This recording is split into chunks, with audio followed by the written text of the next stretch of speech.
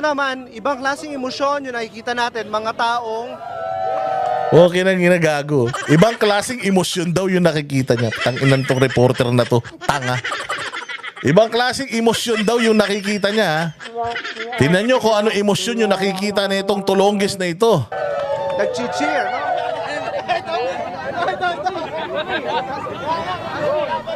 Ayan o, putang ina. Ayan, yung mga nagrarally, anti-BP Sara. Ano, pukin ng ina, mga mukhang adik. Tingnan nyo mga tsura. Putay na, mga mukhang lasenggo, mukhang adik yan. Ang mga pumupunta sa rally.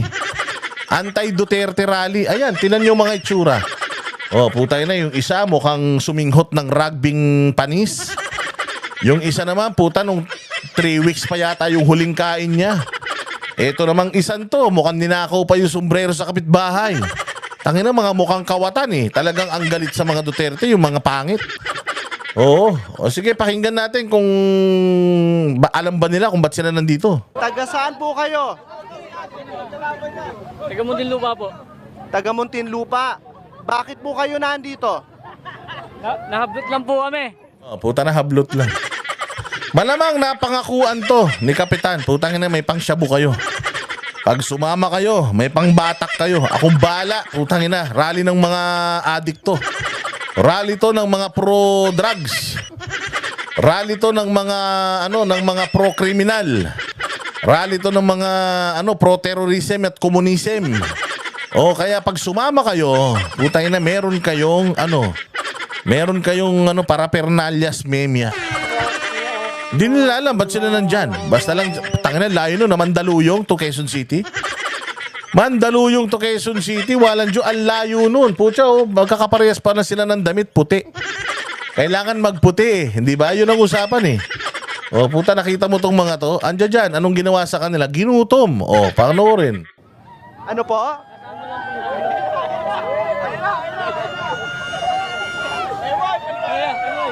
Tangina, tinan mo. Meron ba kayo nakikitang ganito na kumikembot-kembot pa? Noong rally ng KOJC at saka ng iglesia. Sa KOJC, nagkakembot talaga sila, nagsasayaw sila eh. Oo, kasi parang prayer rally yun eh. Kasama sa pagdadasal yung pagsasayaw eh. Pero itong mga to, pucho mo, 8-8. Kung siya ibang klase ah. Hirap kumita ng pera, kuya. Yan ba utos sa inyo ni Kapitan? Na kapag may nakita kayong camera, kikembot-kembot lang kayo, may dagdag kayong bayad. Wala, hindi pa makapagsalita yung mga yan. Nagugutom pa. Oh, putang ina. Hindi pa makapagsalita, nagugutom pa. Tangina, nung klase to, Trillanes. Ano ba? Sino nag-organize nito? Sinong gago ang nag-organize nito? Anak ng tinapay, ginutom naman kayo ni Bongbong masyado. Ang daming pera ni Bongbong, ang dami na nilang nakuha sa bayang Pilipinas, pati naman yan si Romualdez. Ang dami ng kayamanan yan ni Romualdez. Hindi man lang kayo naponduhan ng maayos. Anak ng tinapay, pati tong mga standby, putya, libreng kain na nga lang. Ito yung mga walang silbi sa buhay. Libre kain na nga lang yung ibabayad nyo, putang ina nyo, hindi nyo pa nagawa. Ang kakapal ng mga mukha nyo talaga. Kawawa naman si Juan Tamad. Puta, yung grupo ng mga abnormal sa may Muntinlupa. Pucha, ayan, kawawa naman, walang kain, wala pang tulog. Putang ina niyan, ang layo, pinabiyahe. Tapos wala na, iniwanan na ni Kagawad. Aha. So, bakit po kayo nandito ngayon, sir? Kailangan namin malumanay eh. Ha? Malumanay. Malumanay, ano yon? Tangina, bobo naman nitong napaka-bobo ng reporter na puta, Rappler. Tangina, saan nyo ba kinukuha yung mga reporter nyo? Sa payatas? Tangina, walang alam. Niloloko, tinatarantado na siya nung ini-interview niya. Hindi niya pa kinat. Tangina, kung ako ikakat ko na to, alam ko walang patutok. Napaka-bobo naman ang profiling nitong tokmol na to. Alam mo na kagad kung yung kausap mo, buang eh. Umpisa pa lang, alam mo na kagad kung may mahihita ka o wala eh. Putang ina, itinuloy niya pa rin. So sinabutahin ng Rappler. Dapat kakampi nitong rally na to yung Rappler. Puta, sinabutahin ng Rappler yung sarili nilang rally. Putang ina, ayan alam na niyang inuulol siya. Putang ina, tinutuloy-tuloy pa rin niya. Ganyang kabobo yung mga yan. Yung malumanay group. Wala, napasama lang kami rito, boss. Ayun, sinasabi na nila wala na, pasama lang kami dito. Kasi ito mga tambay ito yung mga kumukolekta ng mga 4-piece, tupad. Yan yung mga walang silbi sa buhay. Yung putang ina puro standby, puro forma, ang lalaki ng damit. Putang ina, rap ng rap, nod ng flip-top. Ang nakala nila magiging kasing yaman sila ni Wamos. Yan yung mga yan. So nakita siguro ni Kapitan, putang ina, tambay kayo ng tambay, gusto nyo kumita, libre kain, tara sama kayo. Naka-joyride na kayo, nakakain pa kayo libre. O kaya itong mga to, wala pa yung pagkain anong oras na, kaya hindi sila makapagsalita. Kasi itong mga to, sabi ko nga sa inyo, itong mga niyayaya nila dito, yung mga disusi. Yung mga sinususian ng pera, kailangan may lagay. Ganyan po yung mga umaatin sa mga rally ng mga dilawang tayo at saka ng mga loyalista nga. Yung mga naloloko nito ni Trillanes, ayan yung mga yan, yung mga walang silbi sa buhay katulad niya. So, kanina pa ho kayo nandito? Hanggang what time po kayo mag-stay po dito? Hindi po namin alam eh. Kung kailan eh. Alam nyo po ba na ito po ay laban kay Sara Duterte? Alam nyo po ba na itong rally ay laban kay Sara Duterte? Hindi ko po alam, bossing eh. Hindi nyo O tangin na huli. Huling-huli sa akto ang mga animal. Walang kaalam-alam yung mga tao na hinilan. Putang ina nyo. Oy, Jarrett! At saka yung mga aliporis mong mga tanga. Putang ina ninyo, paano ninyo to ipapaliwanag? Hindi alam ng mga nandiyan dyan sa rally nyong putang ina pinagmamalaki nyo. Hindi nila alam kung ba't sila nandiyan dyan. Ano to? Ano to, sir? Ina nyo. Mga wala kayong mga silbi sa buhay talaga pare-pare ang bubobo nyo. Paano nyo ngayon to? Alam nyo ba itong Rappler? Nagpunta rin sila doon sa INC. Oh, tapos nagtanong-tanong din sila. Lahat ng tinatanong nila, alam nila kung ano yung isasagot nila. Bawat INC na tanongin ng Rappler, alam nila na nandoon sila for peace. For peace. Labanan yung corruption. Yun yung mga Tangina, Rappler, ang bobo mo naman. Nakita mo na nga mga tambay ito, mga walang silbi sa buhay. Umpisa pa lang, ayaw na nila magpakipag-usap sa'yo. Puta, pinilit mo pa rin. So, ang gusto niyang marinig, kayo ba, alam niyo ba na para kay BP Sara to? Putya, ayaw din ng tao eh. Mukhang itong tao, mukhang gutom lang talaga, pero deep inside, gusto niya pa rin si Inday Sara kaysa kay Bongbong. Anak ng tinapay. alam? Ay, ba't po kayo naandito? Sila mo na, boss. Nagutom pa eh. Nagutom pa. Anong pangalan nyo po, sir? Ito ang pinakatanga sa lahat. Puta, tinanong niya yung pangalan.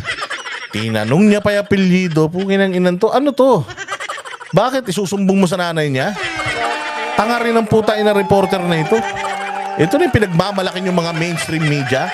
Ito yung mga nag-aral ng journalism. Nang tinapay kayo. Nag-aral kayo tapos di kayo marunong. Anong pangalan nyo? MY. MY. Anong apelido po ninyo? At kailangan pa na apelyido, kuya. Pukinang ina, anong magagawa ng pangalan at apelyido niya sa report mo? Anong maitutulong niyan sa report mo? Hahanapin mo yung pangalan niya sa listahan ng mga binayaran, ganon? Bopuls. Dimagi ba? Anong spelling ho? Putang ina, spelling ng Dimagi ba? Di mo alam? Napakatanga ng reporter na ito. Alam mo, isa lang ang napatunayan ko dito sa rally na to. Punong-puno ito ng mga taong mga bobo. Pati ng mga reporter na mga tanga. At alam ko na rin na itong Rappler, puta, wala na sigurong pampasweldo ito sa mga empleyado nila. Kaya ganito na lang yung mga nakukuha nila. Putang ina, pati spelling ng apelyido. Kung ako, mumurahin kita. Puta, ako yan. Anong pangalan mo? Bakit? Ano apelyido mo? Anong spelling? Putang ina mo ka. Ba't mo tinatanong? Ba't hindi ikaw Ba't hindi ikaw ang mag-spelling? Lapit ka ng lapit dito. Tanong ka ng tanong. Hindi naman kita kilala.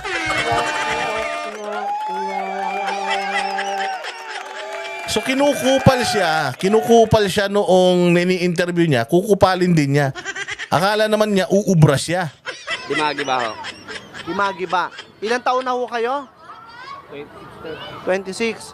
Sige po. Thank you very much po. Tayo hindi. So, Ito nakakatawa. Puta, alam niya na ginago siya. Putang ina, hindi pa siya umalis.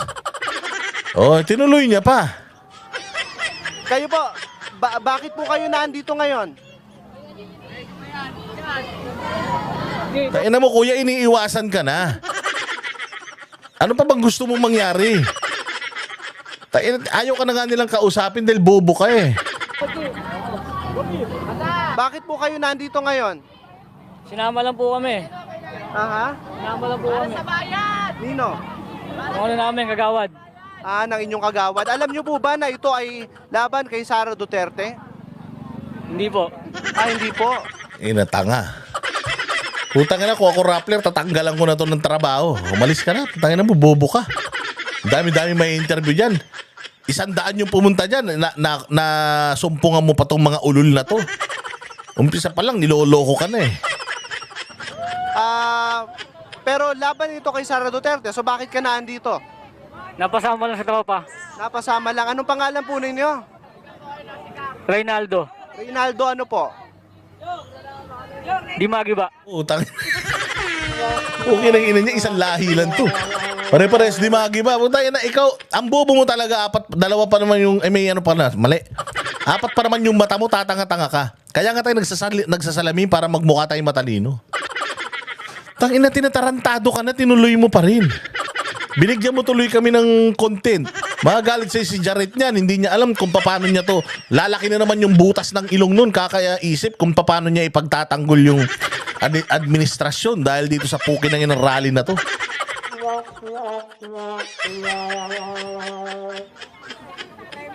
Thank you very much. So, galing kayo ng Muntinlupa. So, mga kasama natin, galing Muntinlupa, dalawa sa kanila ay hindi naman daw talaga nila alam na ito ay laban kay Sara Duterte. Ang tangin ng reporter to, lasing din eh. Kung ina, saan ba napulot ng Rappler to? Puta, parang nagiinuman lang sa kanto. Slika nga, putang ina, gawin kita reporter. Puti pa yung SMNI pag kumuha ng mga anchor, matitino eh. Tapos si Boss Dada, si Coach Oli, si Banat Bay, Master Jude, si Jay Guevara. Jay Guevara, kahit mukhang lasing yun, matino yun. Nandito sila sa rally ngayon sa Isa pa. may People Power Monument. Sige, puta, kinat pa. Ano po? Chinap-chap pa. O sige, diretso. Rubina po, Rubina. Robina, O, tayo, nakachamba. Nagkaisang na yun. Barangay ng Nagkaisang na yun. O, tara, kaisan na. Unity. bakit po kayo naandito ngayon? Nakikiisa lang kami sa ano nila. Nakikinig po kami. O, nakikiesa lang daw sila, Alam niyo nakikinig. po ba na laban ito kay Sara Duterte? Opo. O, alam. Alam po namin. Kayo po ba ay laban kay Sara Alam, Duterte? pero puta, ba't nagtatago kayo ng mukha? Ay, na, huwag kayo magtatago ng mukha. Ano ba naman kayo? Binayaran kayo dyan eh. Pakita nyo yung mga mukha nyo. Kayo talaga wala. Basta kami nakikinig. Ano po? Kampihan po. Basta kami dito, napunta lang kami dito kasi sa totoo lang hindi ko nga alam dahil ako nagtitinda ako sa pagita. Rally talaga to nung may topak. Rally ng may topak to. Tangin na, tililing. Mga kaklase mo yung mga pinapunta mo rito, puta, nag-reunion kayo. Yung batch 666, puta, nag-reunion. Tangin na, puro abnormal yung mga nandirito. Mantakin mo ito si ate. Basta daw, nagpunta lang siya dyan. Dahil nagtitinda siya ng sampagita, yung isa naman, nakikinig lang. Alam mo ba para kay Bipito? Oo, nakikinig lang kami. Wala kami kinakampihan. Anak ng tinapay talaga, oh.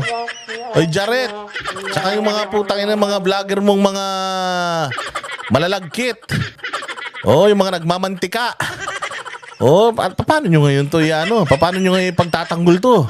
Minsan na lang kayo mag-conduct ng rally. Putang ina niyan. Palpak pa. Nung nakaraan, nag-conduct kayo sa Liwasang Bonifacio. Puta, kayo nagkita-kita.